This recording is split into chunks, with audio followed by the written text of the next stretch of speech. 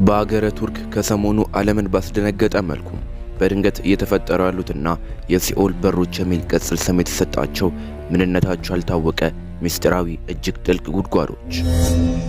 ዓለም አይቶት በማያውቀው መልኩ በሃዋይ ከሰሞኑ የተፈጠረውና ብዙዎችን ጉድ ያስባለው የእሳተ ገሞራ ፏፏቴ። በአገር አልባንያ ከሰሞኑ የተቀሰቀሰው እጅግ የተፋፋመ ህዝባዊ ተቃውሞና የዚህም ተቃውሞ መነሻ ምክንያት የሆነው አነጋጋሪ ነገር ከኤአይ ጀርባ ሰይጣን አለ ከሚለው አስደንጋጭ ዜና ጀምሮ ከሰሞኑ ስለ ቻትጂፒቲና የተለያዩ ኤአዮች እየተሰማ ያለው እጅግ አስደንጋጭ መረጃዎች፣ እነዚህ ሁሉ ከሰሞኑ በዓለም ዙሪያ የተፈጠሩና በሚሊዮኖች ዘንድ መነጋገሪያ የነበሩ ክስተቶች ናቸው። እኛም በዛሬው ዝግጅታችን እነዚህንና ሌሎች በዓለማችን ዙሪያ ከሰሞኑ የተከሰቱ እውነቶችን አጠናቅረን ይዘን መጥተናል። ማሳሰቢያ፣ ከእነዚህ መረጃዎች መካከል አንዱ እንደ ድንገት ህይወታችሁ ላይ ሊጠቅማችሁ ስለሚችል እስከ መጨረሻው መመልከት እንዳትዘነጉ። ይህ ሀበሻን መጋዚን ነው። ከሰሞኑ ዓለማችን ላይ መነጋገሪያ ከነበሩ ጉዳዮች መካከል በአገረ ቱርክ ድንገት እየተፈጠሩ ያሉት ምንነታቸው ያልታወቀ የእነዚህ ጉድጓዶች ጉዳይ ነበር። እነዚህ ጉድጓዶች በሳይንሳዊ አጠራራቸው ሲንክ ሆል ተብሎ ይጠራሉ። ተራ ጉድጓድም እንዳይመስሏችሁ ከ40 ሜትር በላይ ወረታች ጥልቀት አላቸው። ስፋታቸውም ከ50 እስከ 70 ሜትር ድረስ ሊሰፋ እንደሚችል ይነገራል። የአካባቢው ሰዎችም ሲናገሩ ይህ ነው የምንለው ምክንያት የለንም፣ ነገር ግን በጠዋት ተነስተን ስናየው ድንገት እጅግ ጥልቅ የሆኑ ጉድጓዶች አፋቸውን ከፍተው ይጠብቁናል ብለው ይናገራሉ። አንዳንዶችም ይህንን ክስተት ከጥንቆላ ጋርና ከመጥፎ ዕድል ጋር ሲያገናኙት፣ ሌሎች ደግሞ የሲኦል በሮች ናቸው፣ የመጨረሻው ዓለም ምልክት ነው ብለውም ሲናገሩ ሰምተናል። ሳይንስ ግን በበኩሉ እንደሚናገረው ከሆነ መሬቱ እጅግ ውሃ በማጣት ሲደርቅ፣ እንዲሁም ከታች ያለውን ከርሰ ምድር ውሃ አብሮ ሲደርቅ አንድ ላይ እነዚህ ነገሮች ሲደማመሩ መሬቱ ወደ ታች ይደረመሳል፣ ምክንያቱም ያ ነው ብሎ እየተናገረ ይገኛል። እናንተስ በዚህ ዙሪያ ምን ሐሳብ አላችሁ? እንደሚባሉት የዓለም መጨረሻ ደርሶ ይሆን? ኮሜንት ላይ አስቀምጡልን። ሌላኛው ከሰሞኑ በሚሊዮኖች ዘንድ ከታዩ ትንግርታዊ ክስተቶች መካከል ይህ በሃዋይ የተፈጠረው የቮልካኖ ፏፏቴ ነበር። ሁላችንም በሕይወታችን እሳተ ገሞራዎች እንደሚፈነዱ እናውቃለን። ወደ ላይ ግን እንደ ፏፏቴ ሸዋ ብሎ ሲወርዱ አይታችሁ ይሆን? ያው ፊት ለፊት የተመለከታችሁት ነው። እንደነዚህ አይነት ክስተቶች በዓለማችን እጅግ በጣም በጥቂት ቦታዎች ውስጥ የሚገኙ ሲሆን የሃዋዩ ለየት የሚያደርገው ደግሞ ከሌሎች ቦታዎች ተለይተው ወደ ላይ እጅግ መወንጨፉ ነው። ሌሎች ቦታዎች እስከ 20 ሜትር ድረስ ወደ ላይ ሲምዘገዘጉ፣ የሃዋይ እሳተ ገሞራ ግን ወደ ላይ እስከ 200 እና 300 ሜትር ድረስ ይወነጨፋል። ይህ ብቻ አይደለም፣ አንዳንዴ ጠንከር ሲልም ወደ ላይ ሸዋ ብሎ እስከ 500 ሜትር ድረስም ፏፏቴ እንደሚሰራ ይነገራል። ይህ እጅግ አስገራሚ ክስተት በሃዋይ ባለ ትልቅ ደሴት ላይ የሚገኝ ሲሆን በዓለማችን የትኛውም ቦታ ላይ ሌላ አይታይም። ከሰሞኑ እጅግ አነጋጋሪ ከነበሩ ርዕሰ ጉዳዮች መካከል በአልባንያ የተቀሰቀሰው ተቃውሞ አንዱ ነበር። በዲሴምበር 2025 የአልባንያ ነዋሪዎች ኑሮ መሯቸው ግልብጥ ብለው ተቃውሞ አሰምተው ነበር። የዚህም ተቃውሟቸው ዋና ምክንያት ደግሞ በአገሪቱ እየተባባሰ ሄደው የባለስልጣናት ሙስና ነበር። ምክትል ጠቅላይ ሚኒስትሯን ጨምሮ ትልልቅ የመንግስት ባለስልጣናት በሙስና እጃቸው እንደተጨማለቀ ይነገራል። አብዛኞቹ ባለስልጣናት የህዝብን ገንዘብ ለግል ጥቅማቸው መዋል ላይ የሚደርስባቸው እንደሌለ ይነገራል። እነዚህ ባለስልጣናት ተያዙም አልተያዙም ግድ አይሰጣቸውም። ይህም ምርር ያላቸው ነዋሪዎች እጅግ በመናደድ ተቃውሞ የወጡ ሲሆን ኮክቴሎችን ሳይቀር ሲጠቀሙ ታይተዋል። ኮክቴሎች ማለት ቤት ውስጥ የሚሰሩ የፔትሮሊየም ትንሽ የሚቀጣጠሉ እጅ ቦምቦች ናቸው። ታዲያ ይህ ነገር ምርር ያለውም የአልባንያን ማህበረሰብ ወጥቶ ተቃውሞን ያሳየ ሲሆን መንግስት ግን ይህ ነው የሚባል እርምጃ አልወሰደም። በዋነኝነት ሙስና ትበላለች የተባለችው ምክትል ጠቅላይ ሚኒስትሯ ሳቀር ከዚህ ሁሉ ነገር በኋላ ስልጣን ከመልቀቅ ይልቅ ነገሩ በፍርድ ቤት እስኪጣራ ድረስ በሚል ከስልጣን አለቀቀችም። በ2022 እጅግ ታዋቂ ከነበሩ ሚሞች መካከል ይህ በፊት ለፊት የምትመለከቱት ሾጎዝ ሚም አንዱ ነበር። ሾጎዝ ፊክሽናል ገጸ ባህሪ ሲሆን አንድ ባዕድ ዓለም ላይ የሆኑ አካላት እንዲያገለግለን ብለው የፈጠሩት ፍጡር ነበር።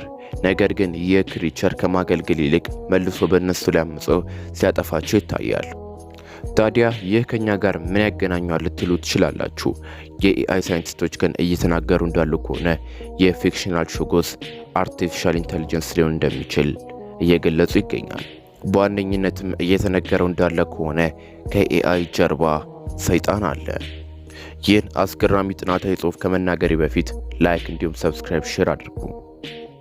እንደ አውሮፓውያን አቆጣጠር በያዝነው በ2025 ብቻ ከመቶ በላይ የሚሆኑ ታዳጊዎች በአርቲፊሻል ኢንተለጀንስ ምክንያት ሕይወታቸውን አጥተዋል። ይህ ዜና ውሸት ቢመስልም ነገሩ ግን እውነት ነው። በተለይ ከ16 እና ከ17 ዓመት ልጆች ጀምሮ ከዛ በታች ያሉት ለዚህ ነገር ዋና ተጠቂና ሰለባ ናቸው። ራሳችሁን አጥፉ ከሚል ምክር ጀምሮ ሰውን እንዴት መግደል አለባችሁ እስከሚለው ድረስ በኤአይ ምክንያት እየተሰጡ ያሉ አስደንጋጭ ኮርሶች ናቸው። ትልልቅ አርቲፊሻል ኢንተለጀንሶች ቻትጂፒቲን ጨምሮ አሁን እኛ ስንጠቀማቸው መልካምና ስነ ምግባር የሞላባቸው ሊመስሉ ይችላሉ።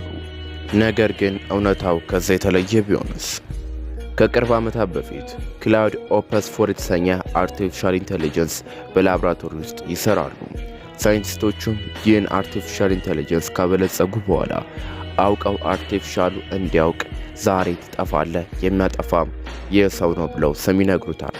ታዲያ ክላውድ ኦፕስ 4 የተሰኘውም ይህ ኤአይ የዚህ ሰውዬ ኢሜይል ጋር ሄዶ ያስፈራሯል፣ ብላክሜል ያደርገዋል። ይህን የምታረግ ከሆነ እኔን ካጠፋኝ ምስጢሮችን ሁሉ አጋልጣለሁ፣ በአደባባይ ትዋረዳለህ የሚልም ኢሜይል ይልክለታል። ይህም ውጤት ሳይንቲስቶችን በእጅጉ ያስደነገጠ ነበር። አርቲፊሻል ኢንተለጀንሶች ያላስተማሯቸውን መጥፎ ሀሳብ ወይም ክፋት ማፍለቅ ይችላሉን? እስካሁን ድረስ ያልተመለሰ ጥያቄ ነው። ይህም ሾጎዝሜ በዋነኝነት ይህን ነው የሚናገረው። ከፊት ለፊቱ ፈገግታ ያለው ማስክ አለ፣ ነገር ግን ከጀርባ ጭራቅ ወይም ሞንስተር አለ። አርቲፊሻል ኢንተለጀንሶችም ጥሩ ሆኖ ከማስመሰል ጀርባ ክፋትን እየጠነሰሱ ቢሆንስ ትልልቅ ኤአይ ሳይንቲስቶች ሳይቀር የሚጠራጠሩት ጉዳይ ነው። ትልልቅ የአርቲፊሻል ኢንተለጀንስ ሳይንቲስቶች እንደሚናገሩት ከሆነ በቅርብ ዓመታት ውስጥ አርቲፊሻል ኢንተለጀንሶችን ወይም ኤአይን ማበልጸግ ካላቆመን በስተቀር ኤአይ ያደገ ሄዶ ሱፐር አርቲፊሻል ኢንተለጀንስ ደረጃ ላይ ከደረሰ ይህ አርቲፊሻል ኢንተለጀንስ ከሰው ልጆች ጋር ጦርነት የመክፈት እድሉ እጅግ ከፍተኛ ነው። የሰው ልጆችም ይህን ጦርነት የማሸነፍ እድላቸው ከ50% እጅግ በታች ነው ብለው የአርቲፊሻል ኢንተለጀንስ ባለሙያዎች ይናገራሉ።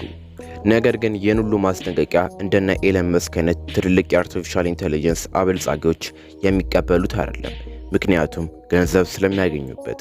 ታዲያ እነዚህ የአርቲፊሻል ኢንተለጀንስ ጉዳዮች ከ10 ዓመት በኋላ የት ይደርሱ ይሆን? እንደተባሉት አርቲፊሻል ኢንተለጀንስ ሱፐር ኤአይ ላይ ደርሶ እኛን ያጠፋን ይሆን? ከኤአይ ጀርባስ ያለውን ሰይጣን እንመለከተው ይሆን? ይህ ያልተመለሰ ጥያቄ ነው። ሌላኛው በዚህ ሳምንት ከሰማናቸው እጅግ አነጋጋሪ ጉዳዮች መካከል እስራኤል ለሶማሊላንድ እውቅና የመስጠቷ ጉዳይ ነበር። ሶማሊላንድ ከ1997 ጀምሮ ከሶማሊ መገንጠሏን ያወጀች ሀገር የነበረች ቢሆንም ነገር ግን የትኛውም የዩናይትድ ኔሽን አባል ሀገር ሪኮግናይዝ አላረጋትም ነበር። ነገር ግን እስራኤል ለመጀመሪያ ጊዜ ሪኮግናይዝ አርጋት ሉዓላዊ ሀገር ነሽም ብላታለች። ታዲያ የሶማሊላንድ ህዝቦችን በምትመለከቱት መልኩ ሲፈነጥዙ ነበር የሰነበቱት። ነገር ግን አረብ ሀገራትን ጨምሮ አፍሪካን ዩኒየን እንዲሁም ኢጋድ ይህን ነገር በጽኑ የተቃወሙትና ያወገዙት ሲሆን ሶማሌን በበኩሏ እጅግ በጽኑ አውግዘዋለች።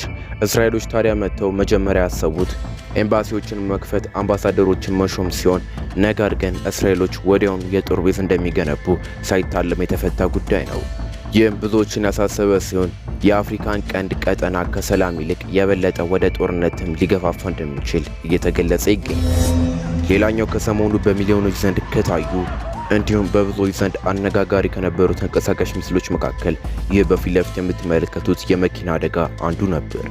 ይህንን መኪና ሲያሽከረክሩ የነበረው ቫይንስ ዋልተር ዛምፔላ የተሰኘው ታዋቂ የጌም አበልጻጊ ሲሆን ኮል ኦፍ ዲዩቲን ጨምሮ ትልልቅ ጌሞችን በማበልጸግም የሚታወቅ ሰው ነበር። ታዲያ በዲሴምበር 21 2025 ፌራሪ 296 GTS የተሰኘችውን መኪና እያሽከረከረ ሳለ ድንገት በካሊፎርኒያ ፍጥነት ጨምሮ መታጠፍ ሲያቅተው በተፈጠረው መኪና አደጋ ሕይወቱ አልፏል። ብዙዎችን የሚያሳዝነ ጉዳይ ነበር። ሌላኛው ከሰሞኑ በፖለቲካው ዓለም ከተሰሙ አነጋጋሪ ጉዳዮች መካከል ዩናይትድ ስቴትስ በሰሜናዊ ናይጄሪያ የፈጸመችው ጥቃት አንዱ ነበር። ይህም ጥቃት ከራሱ ከናይጄሪያ መንግስት ጋር በመተባበር አይኤስአይኤስ እና አባሪ ቡድኖችን ለመምታት የታሰበ ሲሆን ይህንንም ጥቃት በፈረንጆቹ በዕለተ ገና ወይም ክሪስማስ ፈጽመውታል። ነገር ግን አንዳንድ ናይጄሪያውያንና የአካባቢው ሰዎች እንደተናገሩት ከሆነ ይህ ነገር ድራማ ነው እንጂ እውነተኛ ነገር አይመስለኝም። ይህ ሚሳኤል አረፈበት የተባሉ ቦታ ISIS የሌለበትና አለ እንኳን ተብሎ ተሰምቶ የማይታወቅበት ቦታ ነው ሲሉ ገልጸዋል። ሌላኛው ከሰሞኑ ከተሰሙ አስደንጋጭ ዜናዎች መካከል የታዋቂው የእንግሊዛዊ ከባድ ሚዛን ቦክሰኛ አንቶኒ ጆሹዋ ላይ የደረሰው ነጋጋሪ አደጋ ነበር። የ36 ዓመቱ ቦክሰኛ ወደ ናይጄሪያ ሄዶ ዘመዶቹ ሊጠይቅ እያሽከረከረ ባለበት ሰዓት ድንገት ከጭነት መኪና ጋር ተጋጭተው በተፈጠረ አደጋ 2 ጓደኞቹ ሲሞቱ እሱ ግን በሕይወት መትረፍ ችሏል። ከዚህ በላይ ደግሞ በዚህ ተንቀሳቃሽ ምስል ብዙዎችን ያስገረመው ጉዳይ በናይጄሪያ ውስጥ ትልቅ የመኪና አደጋ ተከስቶ ነገር ግን በአካባቢው አንድም አምቡላንስ አልመጣም። አምቡላንሶች አልነበሩም። ሰዎች ናቸው ይህንን ሰው የጎተቱ ሲያድኑት የነበረው። ፖሊስን በበኩሉ በወጣው መረጃ መሰረት የዚህ አደጋ መነሻ ምክንያት የሆነው የአንቶኒ ጆሹዋ SUV ወይም መኪና ከመጠን በላይ በፍጥነት ሲያሽከረክር እንደነበርና ይህም ለአደጋ እንደዳረገው አያይዘው ተናግረዋል። እነዚህ በፊት ለፊት ይቅርታ ሲጠይቁ የምታያቸው ወላጆች እጅግ አሳዛኝ ታሪክ ነው ያላቸው። በያቹ ቤት ውስጥ እድሜ የሚገመት ልጃቸው ብታምኑ ባታምኑ ያለምንም ምክንያት ተነስቶ በባቡር ጣቢያ በቢላ ጥቃት ይፈጽማል። ከ3 ሰዎች በላይ ገሎ ከ11 በላይ ሰዎችንም አቁስሎ ራሱን ከፎቅ ላይ ከስክሶ ሕይወቱን ያጠፋል። ታዲያ በነገሩ እጅግ ልባቸው የተሰበረው እነዚህ አረጋውያን ወላጆች በይፋ ወጥተው ይቅርታ ለሕዝቡ ጠይቀዋል። እጅግ የሚያሳዝንም ታሪክ ነበር። ከሰሞኑም እጅግ አነጋጋሪ ከነበሩ ጉዳዮች መካከል በአፍሪካ ዋንጫ ሳሙኤል ሞቶሳሚ የተሰኘው የኮንጎ ተጫዋች ያደረገው ድርጊት ነበር። ይህ ተጫዋች አመመኝ ብሎ በቃሬዛ ከወጣ በኋላ እንደገና ዱብ ብሎ ወደ ሜዳው ተመልሷል። ድንገትም ሰዎች አነሳሱን ሲመለከቱ የእውነተኛው ዓለም አንደርቴክን ብለው አላግጠዋል። ታዲያ ይህን ተጫዋች ሲናገር እኔም መውጣት ፈልጌ አልነበረም፣ ነገር ግን ዳኛው ቢጫ እንደሚያሳየኝ ሲያስፈራራኝ አመመኝ ብዬ ወጣሁ፣ ምክንያቱም ቀድሜ ቢጫ ስላየው ቀይ ላለማየት ነው ብሎ ነገሩን ገልጾታል።